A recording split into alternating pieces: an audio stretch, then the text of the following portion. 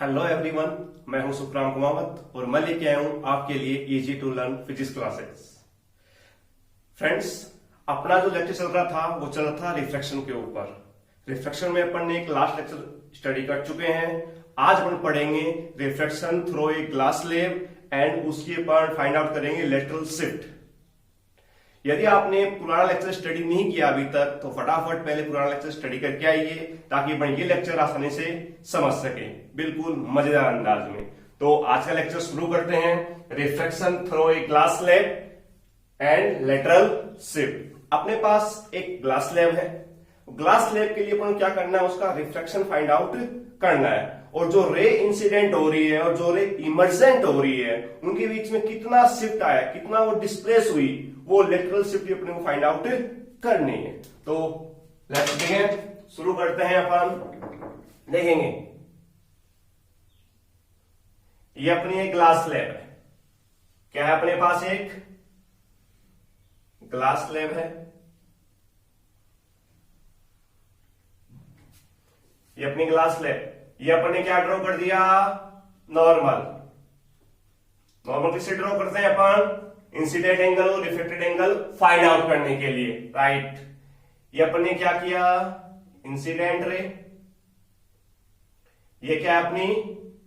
Incident ray.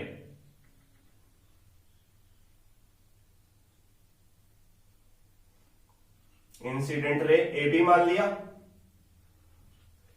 ऊपर वाला medium air, नीचे वाला मीडियम ग्लास का है तो ग्लास। अब ऊपर वाला मीडियम क्या है? रेयर है। नीचे वाला मीडियम क्या है? डेंसर है। तो आप जानते हो जब रे रेयर मीडियम से डेंसर में आएगी तो क्या होगा? Towards the normal. यस, ये क्या हो गई? टुवर्ड्स द नॉर्मल शिफ्ट हो गई। यहां पे अपने क्या किया? एक और नॉर्मल ड्रॉ कर दिया। अब ये क्या मीडियम है? डेंसर। कहां जा रही है? रेयर में जा रही है तो क्या होगा? Away from the normal. ये क्या हो गया अपने पास? Away from the normal. थोड़ा सा सही बना देते हैं इसको। अब इस रे को थोड़ा आगे बढ़ाते हैं अपन। क्या करते हैं अपन? इस रे को थोड़ा सा आगे रोटेट करके बढ़ाते हैं तो अपन देखेंगे एक्चुअली ये जो रे है वो इसके क्या आ रही है?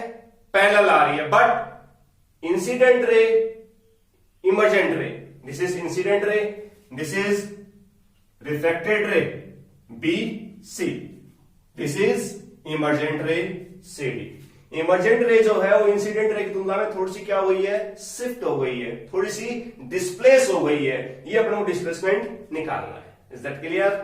चलिए शुरू करते हैं अपन। ये क्या अपना इंसिडेंट एंगल आई, या आपका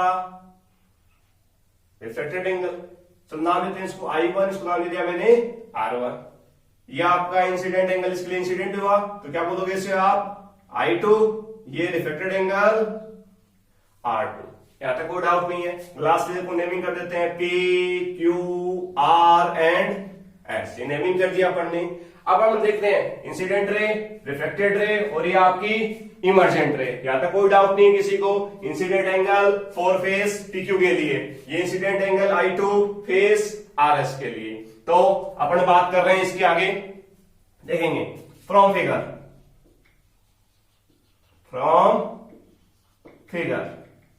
बाय स्नेल्स लॉ।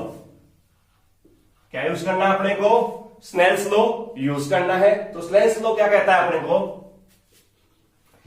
कौन सा फेस ले रहे हैं अपन? पहले ले रहे हैं for face PQ। PQ face की बात करें तो क्या होगा अपने पास? Sine I1 upon sine R1 किसके इक्विवेलेंट होता है?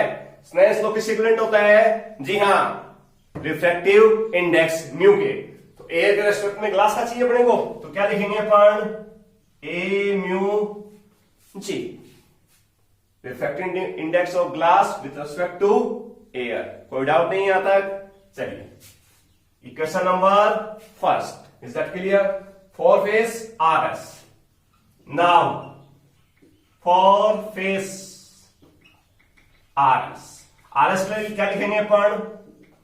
Incident angle sine I2 upon sine R2 is equal to, देखो अब रे कहां से कहां जा रही है? ग्लास से एयर में, ग्लास से एयर में, तो रिफ्रैक्टिव इंडेक्स कैसे लिखेंगे? Glass mu air.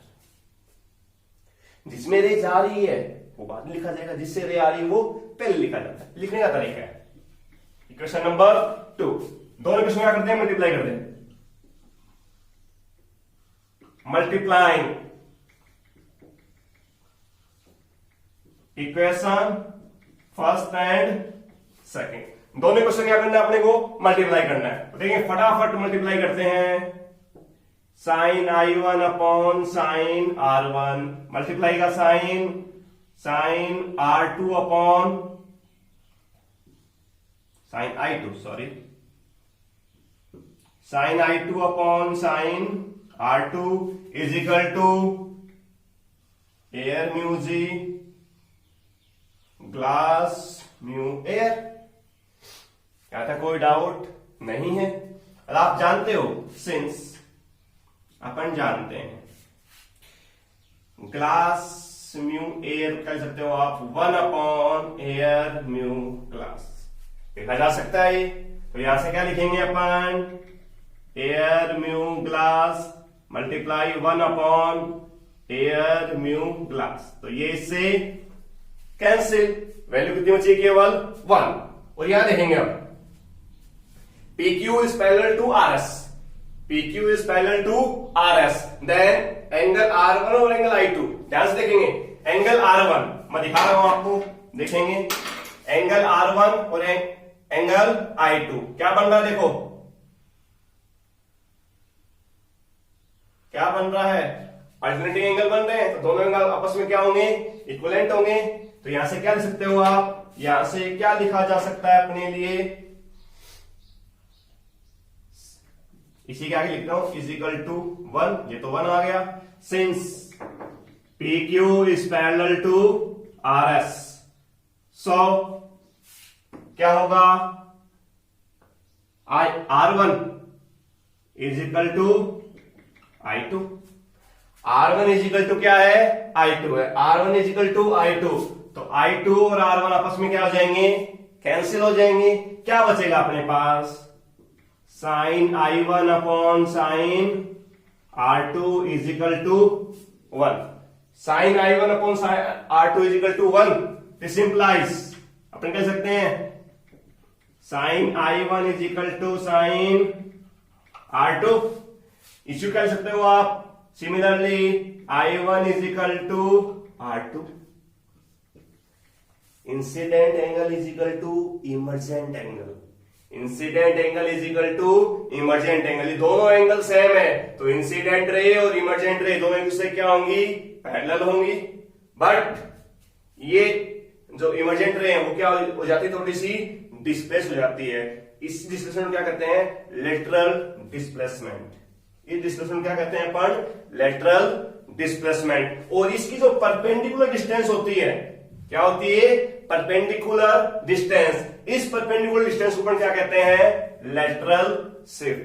डिस्प्लेसमेंट जो हुआ that is called lateral displacement. और इस परपेंडिकुलर डिस्टेंस को, कौन सी डिस्टेंस को?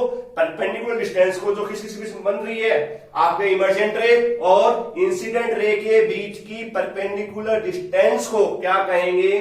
लेटरल शिफ्ट कहेंगे। Is that clear? या था कोई डाउट नहीं है? बात समझ में आ गया? ये था अपना reflection through a glass slab. आगे बढ़ते हैं, पढ़ टाइट कर लीजिए फटाफट, वीडियो पॉज करके मिटा रहा हूं मैं। नेक्स्ट अपन बात करते हैं, अपने पास अब तक क्या कितने थे? 2 मीडियम थे। यदि मीडियम 3 कर दिए जाए, कितने मीडियम कर दिए जाए? 3 मीडियम कर दिए जाए, तो अपने पास क्या क्वेश्चन बनेगा? क्या करना है अपने को? मीडियम 3 करना है। Reflection through a combination of medium, combination of medium. इसे क्वेश्चन के रूप में लिखा जाए तो क्या लिख सकते हैं, इसको क्वेश्चन के रूप में लिख रहा हूं सो दैट आपको शो करना है। क्या शो करना है? 1 mu 2, 2 mu 3, 3 mu 1 is equal to 1। ये क्वेश्चन के रूप में दे दिया गया आपको टॉपिक, और ये आपका ऐसा क्वेश्चन बना दिया गया है कि किसी भी दो या दो से अधिक मीडियम के लिए या किसी 3 मीडियम के लिए उनका रिफ्रैक्टिव इंडेक्स का जो मल्टीपल है वो हमेशा क्या होता है, यूनिटी होता है, सिंगल एक होता है। तो देखें कैसे करते हैं, फटाफट देखेंगे। दो मीडियम बनाने अपने को, ये लो सी 2 मीडियम बना लेते हैं। इसमें कौन सी बड़ी बात है अपने लिए, ये बना दिया अपन ने 2 मीडियम, कर दिया डिवाइड। ये भैया एयर, क्या है अपने लिए एयर, ये वाटर, ये आपका ग्लास। ये मीडियम फर्स्ट, ये मीडियम सेकंड, और ये मीडियम आपका third.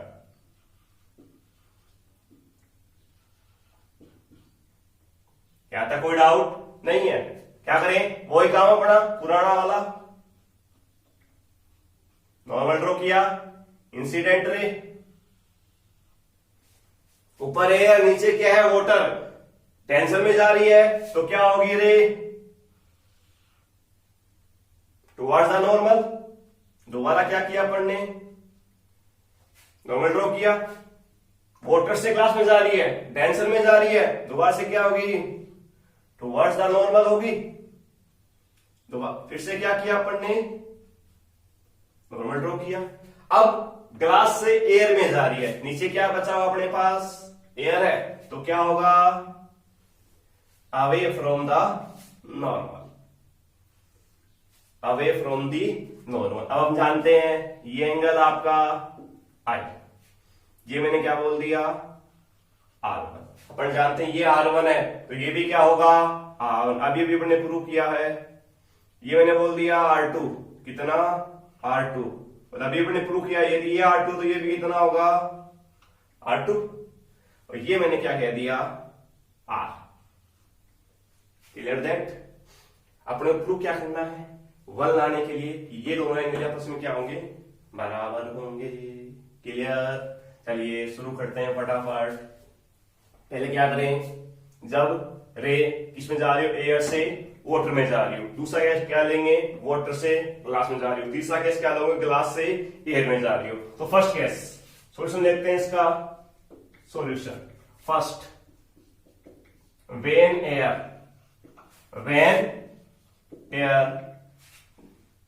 going from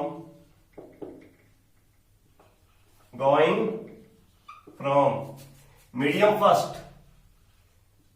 first to medium second, from Snell's law,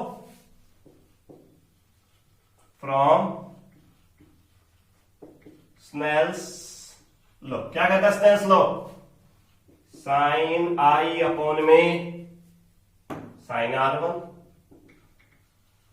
is equal to 1 mu 2, 1 mu 2। ये लिख दो, चाहो आप एयर म्यू वाटर लिख दो, choice is your. Second case का आता है when air going from medium 2 to 3, when ray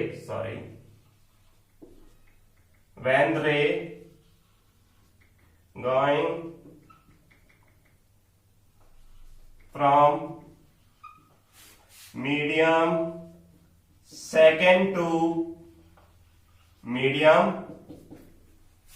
third, क्या मिलेगा, वही Snell's law, sine R1 upon sine R2 is equal to 2 mu 3, equation number 2। Similarly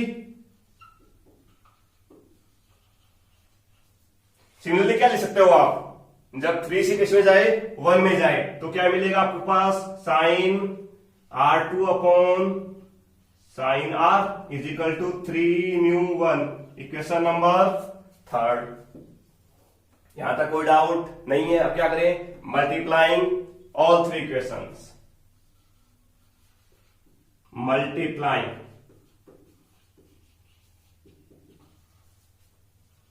all three equation, तीनों equation क्या कर दें, मल्टीप्लाई कर दें। 1 2 3 क्या मिलेगा अपने को, sine I upon sine R1, sine R1 upon sine R2, sine R2 upon में sine R is equal to 1μ2, 2μ3, 3μ1, multiply कर दिया। R1 से R1 कैंसिल, R2 से R2 कैंसिल, और आप जानते हो ये दोनों एंगल आपस में क्या होते हैं, इक्विवेलेंट होते हैं। I इज इक्वल टू क्या होता है, हमेशा R होता है, तो ये भी आपस में क्या हो गया, कैंसिल हो गया।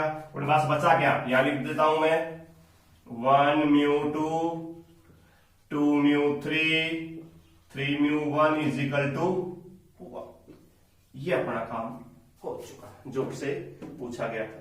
थोड़ा सा और इसको अपन आगे एक्सटेंड करें टॉपिक को, कह सकता हूं, देखा मैं इसको 2μ3 निकाले मैंने बात, कह सकता हूं 1 अपॉन 1μ2 इंटू 3μ1 लिखा जा सकता है।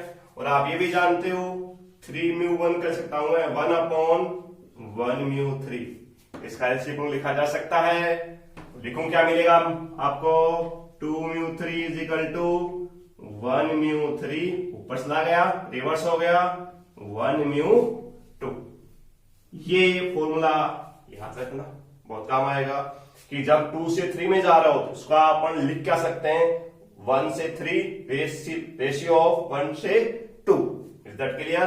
इसको अपन इन शब्दों में व्यक्त करें तो क्या मिलेगा आपको, दूसरा मीडियम क्या आपके पास, air, sorry water, waters to glass, कहा जाएंगे अपन, air mu glass upon air mu water. यदि कोई रे वाटर से ग्लास में जा रही है तो उसका रिफ्रैक्टिव इंडेक्स का वैल्यू क्या होगी, ratio of refractive index of when air goes from air to glass and air to water, इन दोनों का रेशियो किसके बराबर होगा, वाटर म्यू ग्लास के इक्विवेलेंट होगा। Is that clear? टॉपिक में कोई डाउट? ये था अपना कॉम्बिनेशन ऑफ मीडियम के लिए क्वेश्चंस। कंप्लीट है, फटाफट राइट कर लीजिए।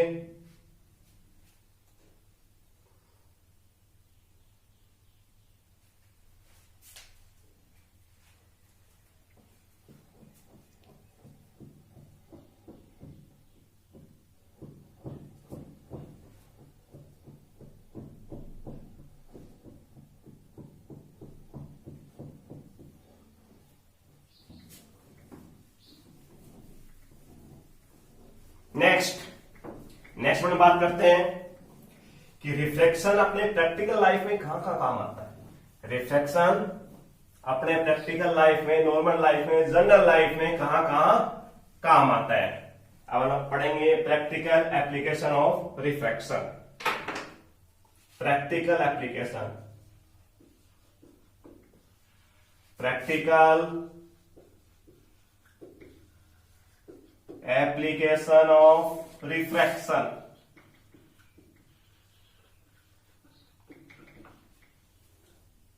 प्रैक्टिकल एप्लीकेशन ऑफ रिफ्रैक्शन से आपने देखा भी होगा कि जैसे अपन एक कहां से ग्लास लेते हैं, क्या लेते हुए आप, एक ग्लास लेते हैं कांच का, उसमें अपने क्या किया, पानी भर दिया, कहां तक भर दिया, यहां तक भर दिया।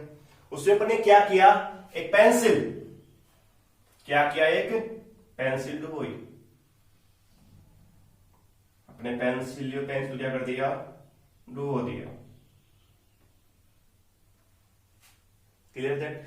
जब इसको आप यहां से देखोगे, कहां से देखेंगे अपन इसको, यहां से देखेंगे, तो अपने को पेंसिल कैसे दिखाई देगी? बिल्कुल सीधी दिखाई देगी? नहीं, अपने को पेंसिल यहां से क्या दिखाई देगी? टेढ़ी। देखो रे कहां से आ रही है? वाटर से एयर में। अपन देख रहे हैं इसको, कोई ऑब्जेक्ट हमें कब दिखाई देता है? जब रे उस ऑब्जेक्ट से टकराकर अपनी आंखों तक पहुंचती है, तब आपको कोई ऑब्जेक्ट दिखाई देता है। तो अब रे डेंसर मीडियम से, वाटर से कहां जाएगी?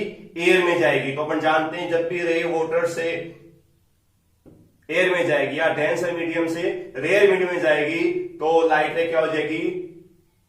Away from the normal. ये मान लिया आपका नॉर्मल, ये क्या जाएगी? अवे।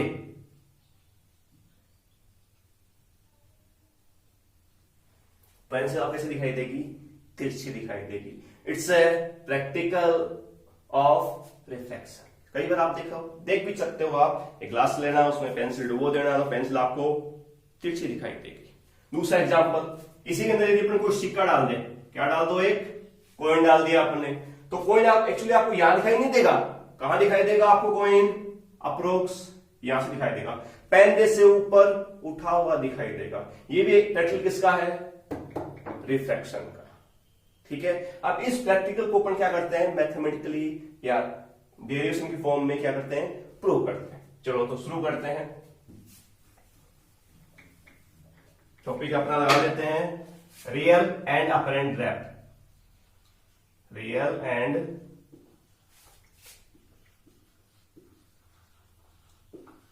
डेप्थ,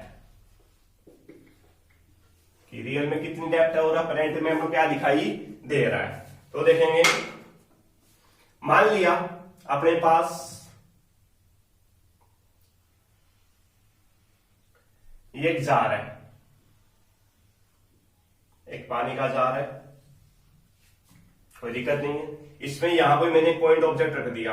ओ, क्या रख दिया मैंने? पॉइंट ऑब्जेक्ट रख दिया। यहां मैंने बना दी एक आई।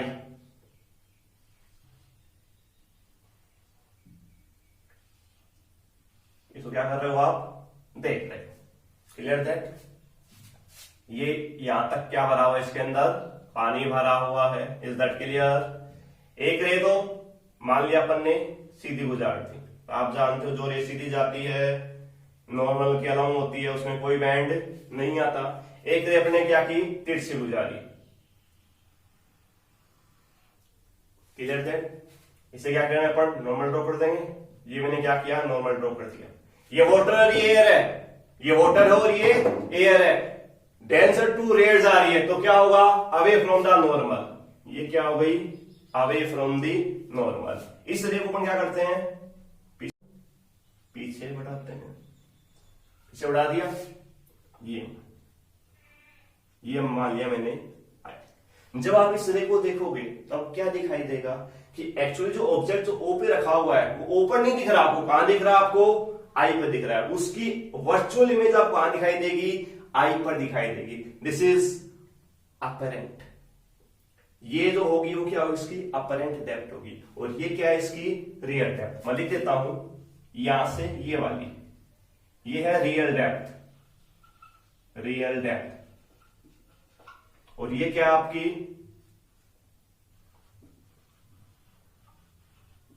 Apparent depth. Is that clear? और ये जो है आपका, ये जो बच गया रियल डेप्थ और अपरेंट डेप्थ का अंतर, उसे क्या कहते हैं अपन? Normal shift. इसको अपन फाइंड आउट करेंगे, normal shift. Subtraction of real depth minus का apparent depth. Is that clear? यहां तक कोई डाउट नहीं है? अब देखिए, मान लीजिए ये इंसिडेंट रे थी, तो ये एंगल कितना बनेगा? आई। ये रिफ्लेक्टेड रे थी, ये एंगल कितना बनेगा? आर। अब देखेंगे ये दोनों एक दूसरे के पैरेलल है, तो ये एंगल आई है, तो ये भी कितना हो जाएगा आपका? आई। राइट और नॉट? देखेंगे ये और ये एक ही लाइन पर है, ये दोनों क्या है? पैरेलल है, तो ये एंगल भी कितना हो जाएगा? आर। नेमिंग कर दें इसको, ये पॉइंट ओ ए, आई ओ, ये पॉइंट मान लिया मैंने बी। यहां तक कोई डाउट नहीं है? एक रे लिए पढ़ने,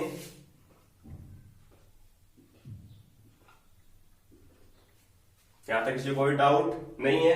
क्या निकालना है अपने को कि एक्चुअल में अपरेंट डेप्थ और रियल डेप्थ में क्या रिलेशन होता है। अपरेंट डेप्थ और रियल डेप्थ में क्या रिलेशन होगा, किस प्रकार से अपन अपरेंट डेप्थ को फाइंड आउट कर सकते हैं। तो शुरू करते हैं from Snell's law.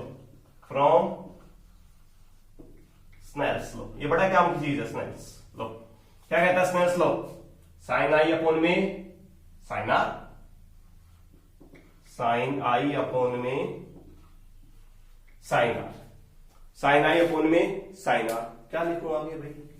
Mu. Mu कौन सा? एयर टू वोटर वाला, वोटर टू एयर वाला। ये कहां जा रही है? वोटर से एयर में जा रही है। तो म्यू क्या लिखा जाएगा? चलो यहां लिख देता हूं मैं, वोटर म्यू एयर। कोई डाउट नहीं है? चलिए, ये किसके बराबर है? साइन आई एंगल, ये भी आई है ये भी आई है, दोनों बराबर है। मैं लिख सकता हूं ए ओ बी, लिख सकता हूं क्या? Sine angle A O B. कोई डाउट नहीं है? आर का लिख सकता हूं ए आई बी। देख लीजिए फटाफट, ए आई बी। आई जो एंगल था इसको क्या लिख सकते हैं अपन? ए ओ बी। आर कह सकते हैं अपन, आर यहां बन रहा है ए आई बी, दोनों बराबर ही तो है, इक्वलेंट ही है, तो ये भी बराबर ही होगा ए आई बी। यहां तक कोई डाउट नहीं है? साइन, साइन लॉ क्या होता है? Sine theta is equal to perpendicular upon hypotenuse, perpendicular upon hypotenuse. तो थीटा के सामने ऑलवेज क्या होता है? परपेंडिकुलर। 90 डिग्री सामने क्या होता है? हाइपोटेनस। ठीक है, तो एओबी वाला, एओबी वाला ट्राइंगल, इसकी बात करें अपन तो परपेंडिकुलर अपॉन हाइपोटेनस। तो परपेंडिकुलर क्या है इसके अंदर? ए बी, अपॉन हाइपोटेनस क्या होगा आपका? बीओ। कोई डाउट नहीं है? ए आई बी के लिए, ए आई बी के लिए ट्राइंगल परपेंडिकुलर ये रहा ए बी, हाइपोटेनस क्या है? B I, A B upon B I. कोई डाउट नहीं है? चलेंगे आगे। ए बी से ए बी कैंसिल, अपने पास क्या बचा? Water mu air. क्या लिखा जाएगा? बी आई अपॉन में बीओ, बी आई अपॉन में बीओ। यहां तक कोई डाउट नहीं है? क्वेश्चन नंबर फर्स्ट है। बट आप देख रहे हैं अपनी आई यहां है, रे जा रही है उधर, क्या अपने को दिखाई देगी ऑब्जेक्ट? नहीं दिखाई देना। ऑब्जेक्ट कब दिखाई देगा? जब ये रे अपनी आई के अंदर जाए, अपने आप के अंदर पहुंचे। अपन जानते हैं आई की जो पुपिल होती है बहुत छोटी होती है, तो ये कब दिखाई देगी? जब बी पॉइंट है नियर इक्वल क्या हो? ए के नियर क्लोज हो। आपको ये ऑब्जेक्ट कब दिखाई देगा? जब बी पॉइंट नियरली क्लोज किसके हो? ए पॉइंट के हो। तो क्या लिख सकते हैं? सिंस साइज ऑफ पुपिल, अपनी आंख की तो इज स्मॉल, तो ऑब्जेक्ट कब दिखाई देगा आपको? When B is nearly close to A. So we must have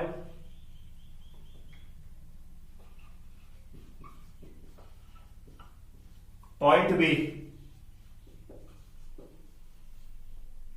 is nearly close,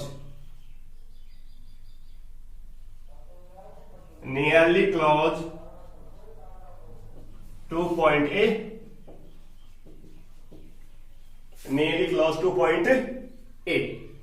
point B point A के नियरली क्लोज मान लिया point B point A के, तो अपन क्या लिख सकते हैं? BI is equal to A। देखेंगे ध्यान से, बी का मान लिया, यहां मान लिया, तो B I is equal to A I approximate equal to, और BO is equal to AO. कोई डाउट नहीं है? So B I approximate equal to A I and BO approximate equal to AO. So water mu air is equal to A I upon में AO, A I upon में AO. ए आई क्या है? Apparent depth. एओ क्या है? Real depth. कह सकता हूं मैं ए आई को अपरेंट डेप्थ, शॉर्ट में लिख रहा हूं, कोई दिक्कत नहीं है। एओ क्या है? Real depth. यहां तक कोई डाउट नहीं है? अब इसको आप जनरली म्यू कब लिखते हो? वाटर म्यू एयर, को रिफ्रैक्टिव इंडेक्स कब कहेंगे? रिफ्रैक्टिव इंडेक्स कब कहा जाएगा? जब मैंने आपको बताया था, पहले बता चुका हूं, जब किसी भी मीडियम का रिफ्रैक्टिव इंडेक्स ऑलवेज किसके रेस्पेक्ट में निकाला जाए? एयर के रेस्पेक्ट में निकाला जाए।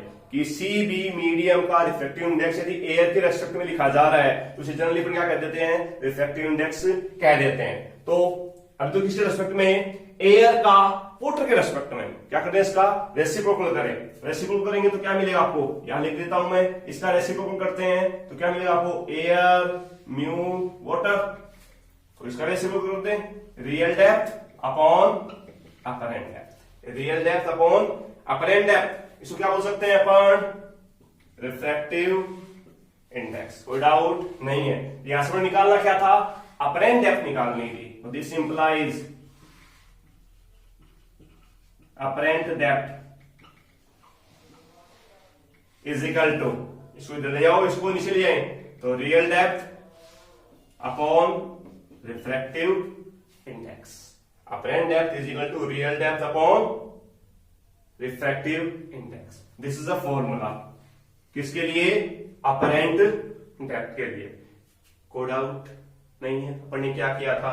अपन ने एक जार लिया, जार में एक पॉइंट मान लिया, पॉइंट से अपन ने दो रे निकाली, एक तो परपेंडिकुलर निकाल दी जो सीधी गुजर गई, एक अपन ने ऑब्लिक्यूली निकाल दी, तिरछी निकाल दी। तो तिरछी का अपने एंगल ड्रॉ कर लिया, अपन ने मान लिया। उसके लिए अपन ने क्या किया? स्नेल्स लॉ लगाया। स्नेल्स लॉ लगाने के बाद अपन जानते हैं कि पॉइंट बी यदि पॉइंट ए के क्लोज होगा तभी अपने को वो दिखाई देगा।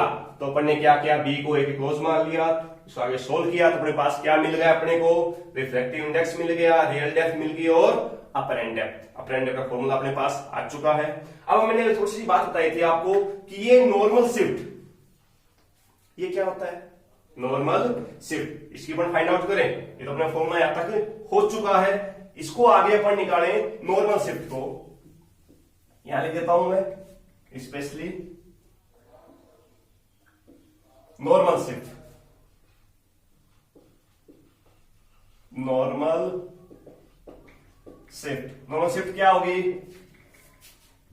ये इस पूरे में से ये माइनस कर दें, मतलब real depth minus apparent depth. कोई डाउट नहीं? चलिए, रियल डेप्थ ऐसा कैसा? अपरेंट डेप्थ की वैल्यू कितनी है अपने पास? Apparent depth value real depth upon refractive index minus का, इसलिए मैं लिख दूं real depth upon refractive index mu. किसके बराबर? नॉर्मल शिफ्ट को अपन जनरली रिप्रेजेंट करते हैं स्मॉल डी से। नॉर्मल शिफ्ट को रिप्रेजेंट करते हैं अपन स्मॉल डी से, तो स्मॉल डी बराबर रियल डेप्थ। रियल डेप्थ को क्या लिख सकते हो अपन? यहां पे रियल डेप्थ को लिखा जाता है टी से। किसे लिखा जाता है? टी से। T minus T upon mu. T common ले लें तो टी कॉमन तो क्या बचेगा? 1 माइनस 1 अपॉन म्यू। किसके इक्विवेलेंट आ गया? टी के इक्विवेलेंट आ गया। This is a normal shift. Is that clear? ये था अपना किसके बारे में? रियल डेप्थ और अपरेंट डेप्थ के बारे में। यदि अपने को कोई भी सिक्का है किसी भी ऑब्जेक्ट, किसी भी बीकर के अंदर, किसी बर्तन के अंदर नीचे डाल दिया जाए तो उसकी इमेज एक्चुअल अपने को कहां बनती हुई प्रतीत, कहां बनती हुई दिखाई देगी, उसकी अपने वैल्यू फाइंड आउट कर सकते हैं किस सहायता से? इस फॉर्मूले की सहायता से। और जो कितना ऊपर दिखा हो उसको फाइंड आउट कर सकते हैं इस फॉर्मूले की सहायता से। कोई डाउट नहीं है? फटाफट राइट कर लीजिए इसको। रिफ्लेक्शन का आपने प्रैक्टिकली एप्लीकेशन शायद देखा होगा, सुना होगा, कई बार क्वेश्चन में पूछ लेते हैं। आपने देखा होगा कि जो आपका सन है वो एक्चुअल में राइज होने से पहले आपको दिखाई देने लग जाता है और सनसेट होने के बाद भी आपको दिखाई देता रहता है। वो क्यों होता है? It's also application of reflection. देखो कैसे होता है वो बताते हैं।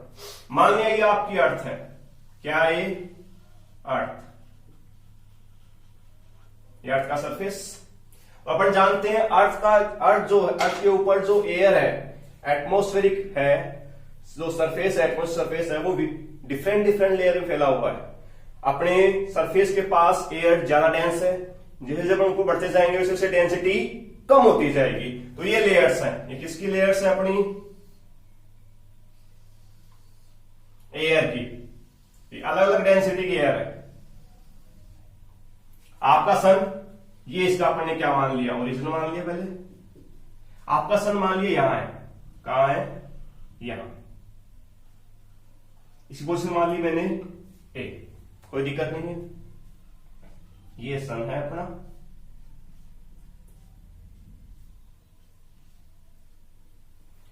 यहां से रे आ रही है, तो यहां से रे आएगी तो बिल्कुल सीधी आएगी, अपन जानते हैं। रे क्या होंगी, बिल्कुल सीधी ट्रेवल करेगी। अब जैसे ही वो एटमॉस्फेयर के संपर्क में आएगी, एटमॉस्फेयर के संपर्क में आएगी, तब क्या होगा, यहां पे रेयर मीडियम, यहां पे क्या है, denser medium. Different different layer में क्या बढ़ जाता है, डेंसिटी बढ़ती जाती है। डिफरेंट डिफरेंट लेयर में डेंसिटी बढ़ती जा रही है। जैसे जैसे डेंसिटी बढ़ेगी तो अपन जानते हैं रेयर से डेंसर मीडियम में कोई रे आएगी तो टुवर्ड्स द नॉर्मल होगी। ये रे आ रही है, ये क्या है इसका नॉर्मल, तो क्या होगी, कंटिन्यू घूमती जाएगी। कंटिन्यू क्या हो रही है, घूमती जाएगी। क्यों, ड्यू टू रिफ्रैक्शन। अपन जानते हैं रेयर से किसमें आ रही है, डेंसर, यहां एक लेयर, यहां दूसरी लेयर, तीसरी लेयर, कंटिन्यू क्या होती जाएगी, टुवर्ड्स द नॉर्मल घूमती गई। Is that clear. अब क्या होगा, एक्चुअली अपन क्या दिखाई देगा, ये जो रे थी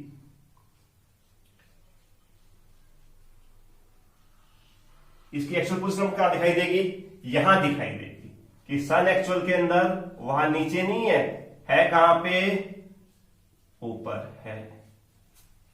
कहां पे ऊपर, आपको यहां ऊपर दिखाई देगा, पर एक्चुअल में है कहां, ये। This is for application of reflection. Due to reflection कारण ये पॉसिबल हो पाता है, क्योंकि जो आपकी एयर्स की जो लेयर होती है वो डेंसिटी कंटिन्यू चेंज होती रहती है। सेम डेंसिटी की एयर अपने पास अवेलेबल नहीं होती है, तो जैसे जैसे वो एयर के अंदर घुसती जाएगी वैसे वैसे क्या होता जाएगा, टुवर्ड्स द नॉर्मल बेंड होती जाएगी। और जैसे यहाँ कोई ऑब्जेक्ट ऑब्जर्वर रखा हुआ है उसको कहां दिखाई देगा, आपको सन यहां दिखाई देगा। ये जो शिफ्ट होती है, ये जो नॉर्मल शिफ्ट होती है अप्रोक्स होती है आधा डिग्री की। कितने डिग्री की होती है, अप्रोक्स आधा डिग्री की होती है। ये इसको 1 मिनट में कन्वर्ट करें तो अप्रोक्स 2 मिनट, यानी आपको सनराइज जो है वो 2 मिनट पहले ही दिखाई देने लग जाता है। सिमिलरली ये काम किसमें होता है, सनसेट में भी होता है। किसमें होता है, सनसेट, मतलब सनसेट, यहां क्या हो गया, सन अस्त हो गया, फिर भी आपको सन कहां दिखाई देता रहता है, यहां दिखाई देता रहता है। क्यों, 2 मिनट बाद भी दिखाई देता रहेगा। इस प्रकार से 2 मिनट्स यहां, 2 मिनट्स यहां, अप्रोक्स 4 मिनट, टोटल 4 मिनट आपका जो डे का टाइम है वो क्या हो जाता है, बढ़ जाता है due to refraction. Is that clear. ये था अपना आज का टॉपिक, रिफ्रैक्शन। Clear that.